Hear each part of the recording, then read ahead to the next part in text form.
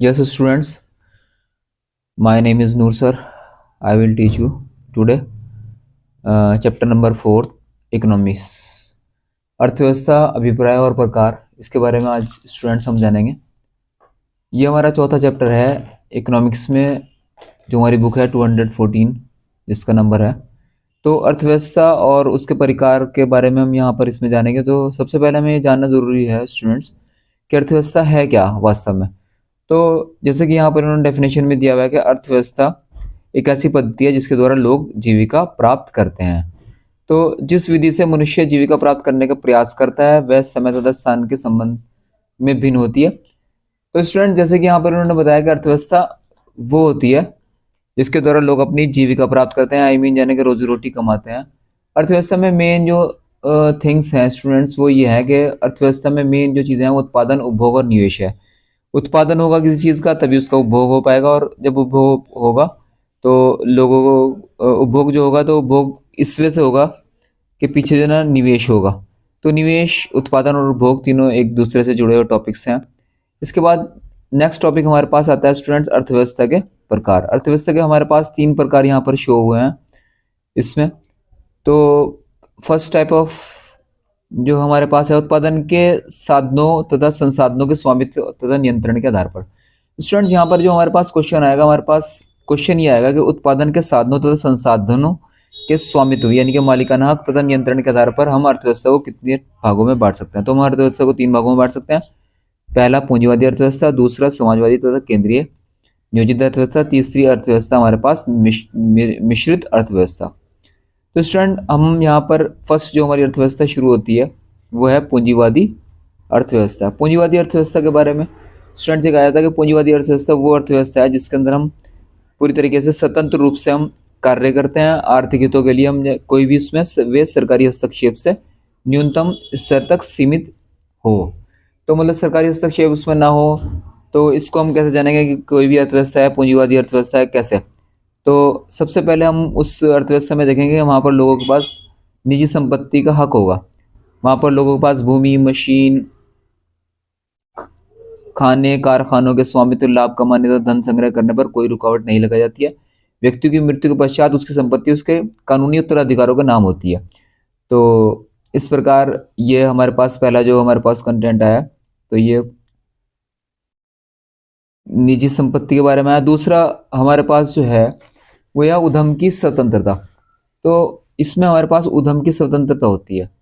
It means मतलब इसका यह है कि कोई भी कार्य हम कर सकते हैं, हमारे पास किसी तरह से कोई सरकारी रोक टोक नहीं होती। कोई भी रोजगार हम चुन सकते हैं अपनी लाइफ के अंदर। पूंजीवादी अर्थव्यवस्था में सरकार नागरिकों के उत्पादक गतिविधियों में समन्वय लाने का प्रयास नहीं करती। सभी व्यक्ति अपना व्यवसाय चुनने को स्वतंत्र होते हैं। उद्यम की स्वतंत्रता का अर्थ मतलब कोई सा भी आप काम चुन सकते हैं। नेक्स्ट टॉपिक हमारे पास स्टूडेंट्स यहाँ पर है उपभोक्ता प्रभुत्व। इसमें क्वेश्चन ये आता है, उपभोक्ता प्रभुत्व है ये अर्थव्यवस्था जो निजी पूंजीवादी अर्थव्यवस्था है। तो इसमें एक क्वेश्चन ये आता है कि पूंजीवादी अर्थव्यवस्था में उपभोक्ता राजा के समान है। तो ऐसा क्यों है? तो वो इसलिए है क्योंकि पूंजीवादी अर्थव्यवस्था में उपभोक्ता राजा के समान इसलिए होता है क्योंकि जिस भी व्यक्ति के पास जितने रिसोर्सेज हैं, आई मीन जितने पैसे वगैरह हैं, तो वो पैसे खर्च करके अर्थव्यवस्था में कुछ भी पा सकता है। उस पर सरकारी तौर से कोई ज़्यादातर रोक टोक नहीं होती। उपभोक्ता अधिकतम संतुष्टिदायक वस्तु और सेवाओं पर अपनी आय खर्च करने को पूरी तरह स्वतंत्र होता है। इसीलिए यहाँ पर क्या है कि पूंजीवादी अर्थव्यवस्था में उपभोक्ता राजा के समान है। पूंजीवादी अर्थव्यवस्था उपभोक्ताओं द्वारा किए गए चयनों के अनुसार किया जाता है। नेक्स्ट टॉपिक है हमारे पास स्टूडेंट्स लाभ का उद्देश्य। तो हमारे इसका उद्देश्य मेन जो होता है पूंजीवादी अर्थव्यवस्था में जो जितने भी लोग काम करते हैं तो उनका उद्देश्य मेन क्या होता है? उनका मेन उद्देश्य होता है लाभ कमाना। पूंजीवाद में मार्गदर्शन करने का सिद्धांत स्वयं का हित होता है। आई मीन यानी कि जो भी कोई व्यक्ति काम करता है तो उसका मेन जो टारगेट होता है वो उसका अपना लाभ कमाने का होता है। तीसरे नंबर पे हमें यहाँ पर प्रतियोगिता होती है, कंपटीशन होता है। आप कोई काम कर रहे हैं तो दूसरा व्यक्ति भी वो काम कर सकता है। तीसरा, चौथा, पांचवा, कोई भी व्यक्ति कोई भी काम कर सकता है। सबके बीच में अगर कई सारे लोग एक ही काम को कर रहे हैं तो उनमें क्या होगा? कंपटीशन होगा। तो यहाँ पर प्रतियोगिता होती है। जो जितना बेहतर काम करेगा वो तो उसको सफलता उतनी ज़्यादा मिलेगी। ये टॉपिक हमारे पास छठा टॉपिक है बाजारों तथा और कीमतों का महत्व। यहाँ पर बाजारों और कीमतों का महत्व होता है। जिस चीज़ की कीमत जितनी ज़्यादा होगी वो इतनी ज़्यादा बिकेगी। आई मीन उसे प्रोडक्शन उतना ज़्यादा होगा, लोग उसमें काम करेंगे, और यहाँ पर बाजार भी मौजूद होते हैं, हर चीज़ का बाजार यहाँ पर मौजूद होता है। सरकारी हस्तक्षेप का अभाव, और लास्ट टॉपिक हमारे पास ये है कि इसमें सरकारी हस्तक्षेप कम होता है बहुत। स्वतंत्र बाजार अथवा पूंजीवादी अर्थव्यवस्था में समन्वयकारी संस्था का कार्य कीमत प्रणाली करती है। सरकार हस्तक्षेप और सहारे की कोई आवश्यकता नहीं होती। सरकार की भूमिका बाजार व्यवस्था के स्वतंत्र और कुशल संचालन में सहायता करती है, बस। तो यानी कि सरकारी हस्तक्षेप कम होता है इसके अंदर। ये हम जैसे कि हमने जाना कि हमने पूंजीवादी अर्थव्यवस्था में ये पूछा जा सकता है पूंजीवादी अर्थव्यवस्था कैसी होती है, उसके कितने पर मतलब उसे हम कैसे उसके कैरेक्टरिस्टिक्स कैसे जान सकते हैं। तो निजी संपत्ति है, उद्यम की स्वतंत्रता है, उपभोक्ता प्रभुत्व है, लाभ का उद्देश्य, प्रतियोगिता, बाजारों का और कीमतों का महत्व। नेक्स्ट टॉपिक स्टूडेंट्स हमारे पास है समाजवादी अर्थव्यवस्था। समाजवादी अर्थव्यवस्था को अगर हम देखें तो समाजवादी अर्थव्यवस्था जो है, ये समाजवादी अर्थव्यवस्था और दूसरा नाम इसका केंद्रीय नियोजित अर्थव्यवस्था में समाज के सभी उत्पादक संसाधनों पर समाज के बेहतर हितों की पूर्ति के लिए सरकार का स्वामित्व और नियंत्रण रहता है, और सारे निर्णय किसी केंद्रीय योजना प्राधिकरण द्वारा लिए जाते हैं। एक समाजवादी अर्थव्यवस्था की मुख्य विशेषताएं निम्न है। तो स्टूडेंट्स यहाँ पर सरकार का नियंत्रण होता है। फर्स्ट थिंग्स जो हमारे जानने के लिए है वो है उत्पादन के संसाधनों का सामूहिक स्वामित्व होता है, यानी कि सभी लोगों का उसके ऊपर स्वामित्व होता है। समाजवादी अर्थव्यवस्था में जनता की ओर से उत्पादन के संसाधनों का सरकार का स्वामित्व होता है, मतलब सरकार सारी चीज़ों को देखती है। दूसरा टॉपिक है समाज के कल्याण का ध्येय। यहाँ पर जो भी कोई निर्णय लेता है, सरकार जो निर्णय लेती है वो सभी लोगों के कल्याण के उद्देश्य को लेकर निर्णय लेती है। जबकि हमने पिछले उसमें देखा था कि जो हमारा जो पूंजीवादी अर्थव्यवस्था थी उसमें हमारा जो उद्देश्य था वो क्या था, यहाँ पर हमारा उद्देश्य था लाभ का उद्देश्य, पूंजीवादी अर्थव्यवस्था में लाभ का उद्देश्य। बट जो हमने समाजवादी अर्थव्यवस्था के बारे में जाना, तो समाजवादी अर्थव्यवस्था का मेन उद्देश्य क्या होता है, समाज के कल्याण का दिया। यहाँ पर समाज में जिस चीज का से समाज को फायदा होगा वो कार्य किया जाएगा, अन्यथा दूसरे कार्य नहीं किए जाएंगे। केंद्रीय नियोजन, सरकार नियोजन करती है, जितने भी काम होंगे सरकार उसके अंदर योजनाएं बनाएगी। चौथे नंबर पे है विषमताओं में कमी। तो जैसे कि सरकार योजनाएं बनाती है तो सरकार कल्याण के कार्यों में सरकार कल्याण के कार्य करती है, तो इससे विषमताओं में बहुत कमी होती है। मतलब ये होता है कि भाई पूंजीवादी अर्थव्यवस्था में अगर संपत्ति की क्षमताओं का मूल कारण निजी संपत्ति और उत्तराधिकार की व्यवस्था होते हैं, लेकिन यहाँ पर क्या होता है कि यानी कि यहाँ सरकार के पास सारी अर्थव्यवस्था होती है, तो सरकार तो अमीर और गरीब लोगों के बीच में कम ही डिवीजन होता है। नेक्स्ट है वर्ग संघर्ष की समाप्ति। अब जब लोगों के बीच में ना पैसे को लेके ज्यादा संघर्ष नहीं होगा तो ऑटोमेटिकली वर्ग संघर्ष की समाप्ति हो जाएगी। एक व्यक्ति मैनेजर है और एक व्यक्ति जो है थोड़े छोटे स्तर पर है, तो उसके बीच में जो अकाउंट है, आई मीन जो उसकी सैलरी है वो ज़्यादा उसमें चेंज नहीं होता। तो ये हमारे पास ये हो गया। और तीसरे नंबर पर हमारे पास है मिश्रित अर्थव्यवस्था। मिश्रित अर्थव्यवस्था में स्टूडेंट्स दोनों तरह की अर्थव्यवस्था शामिल होती हैं, निजी भी, पूंजीवादी अर्थव्यवस्था भी और समाजवादी अर्थव्यवस्था भी। तो निजी तथा इसकी पहचान कैसे होगी, निजी तथा सार्वजनिक क्षेत्रों का सहअस्तित्व, मतलब निजी क्षेत्र भी होंगे, सार्वजनिक क्षेत्र भी होंगे। दूसरे टाइप के व्यक्तिगत स्वतंत्रता, यहाँ पर लोगों को व्यक्तिगत स्वतंत्रता मौजूद होगी। आर्थिक नियोजन, यहाँ लोगों के लिए योजनाएं भी बनाएगी सरकार। कीमत प्रणाली, एक कीमत प्रणाली भी होगी जिसके थ्रू जो है सरकार चीज़ों को बांटेगी, और वैसे भी आप बाजार में भी आप चीज़ों को खरीद सकते हैं। तो स्टूडेंट्स यहाँ पर हमारा चैप्टर कंप्लीट होता है। एक टॉपिक और रह गया है। तो दूसरा टॉपिक हमारे पास स्टूडेंट्स ये है कि विकास के स्तर पर के आधार पर अर्थव्यवस्था के प्रकार।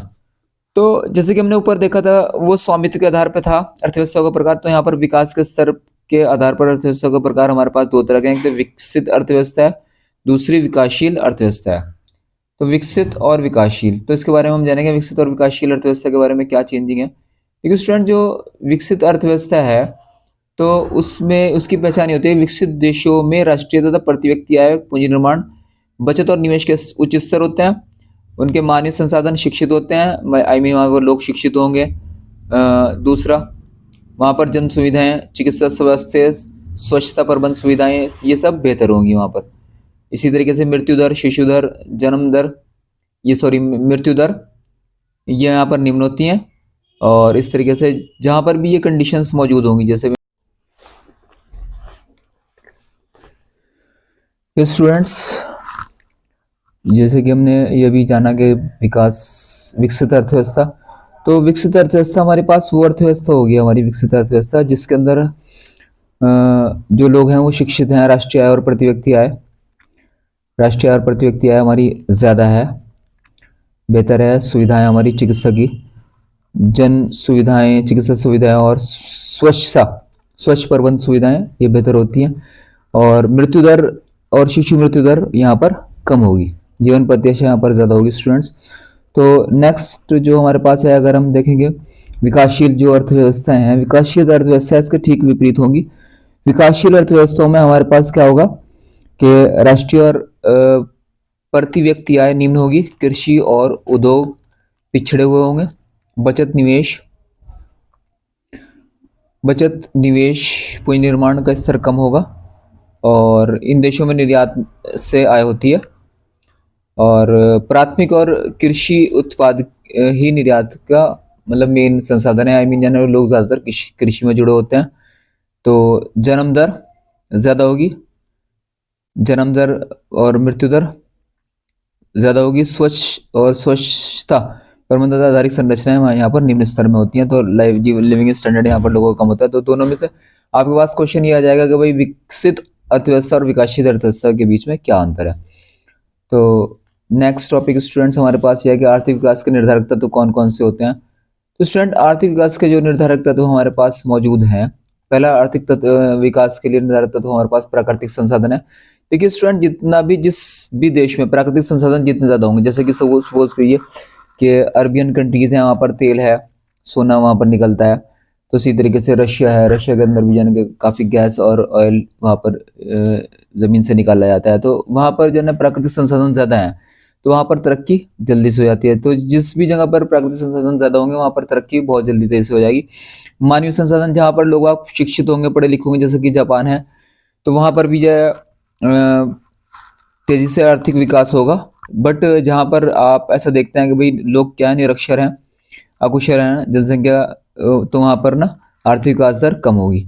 नेक्स्ट है पूंजी निर्माण। जिन भी देशों के पास पूंजी ज़्यादा है, तो लोगों को कोई भी कार्य करने के लिए, व्यवसाय करने के लिए ज़्यादा पैसे मिल जाते हैं, तो इसलिए पूंजी निर्माण ज़्यादा अगर है तो वहाँ पर कोई भी कारखाना वगैरह लगाया जा सकता है, तो इससे भी विकास के ऊपर बहुत ज़्यादा हमारा फर्क पड़ता है। नेक्स्ट टॉपिक है प्रौद्योगिकी। देखिए स्टूडेंट, जितनी ज़्यादा हमारे पास लेटेस्ट टेक्नोलॉजी होगी, तो उसी के हिसाब से हमारा देश तरक्की करेगा। जिस देश की टेक्नोलॉजी पिछड़ी होगी तो वो देश विकास नहीं कर पाएगा। देखिए आर्थिक विकास और आर्थिक समृद्धि में आपका स्टूडेंट्स अंतर ये है, आर्थिक समृद्धि में सिर्फ हमारी राष्ट्रीय आय और प्रति व्यक्ति आय ये ली जाती है, जबकि विकास के अंदर अगर हम देखें तो विकास में हमारे हर विकास के अंदर हमारे पास सभी तरह की चीज़ें ली जाती हैं कि भाई यहाँ पर जन्म दर कैसा है, जीवन प्रत्याशा क्या है, जन्म दर के उच्च, जीवन प्रत्याशा निम्न, शिशु मृत्यु दर, उच्च साक्षरता दर, गैर आर्थिक सूचकों में आर्थिक सुधार, भोजन और वस्त्र, आवास, पेयजल की सुविधाएं हमारे पास अच्छी हैं। तो इस तरीके से यहाँ पर तो ये सारी की सारी चिकित्सा तथा शिक्षा की उपलब्धता को आर्थिक विकास के सूचक के रूप में शामिल किया जाता है। तो स्टूडेंट, यहाँ पर हमारे पास चैप्टर खत्म होता है। तो चैप्टर में जैसे कि क्वेश्चन आंसर कुछ आते हैं कि विकास के स्तर के आधार पर अर्थव्यवस्थाओं के दो वर्ग कौन कौन से हैं। तो विकास के स्तर पर अर्थव्यवस्थाओं के विकसित अर्थव्यवस्था और विकासशील अर्थव्यवस्था। आर्थिक विकास का सरल, आर्थिक विकास क्या चीज़ है, आर्थिक विकास के निर्धारकों के तत्व, जैसे कि अभी हमने बताया था, आर्थिक विकास के निर्धारक तत्व कौन कौन से हैं, प्राकृतिक संसाधन है, मानवीय संसाधन, पूंजी निर्माण और प्रौद्योगिकी। तो ये लिख सकते हैं स्टूडेंट्स अपना। तो इसी तरीके से यहाँ से आप सारे क्वेश्चन निकालते हैं। विकास को प्रभावित करने वाले गैर आर्थिक कारक, विकास मापन विधि और आर्थिक समृद्धि के लिए क्या क्या मापक हैं। तो इस तरीके से हम क्वेश्चन कर सकते हैं स्टूडेंट्स। यस, और भी अगर आपको कुछ ना समझ में आओ तो आप कमेंट कर सकते हैं, तो कमेंट के बाद हम आपको और सॉल्यूशन दे देंगे। हमारा चैनल है नूर NIO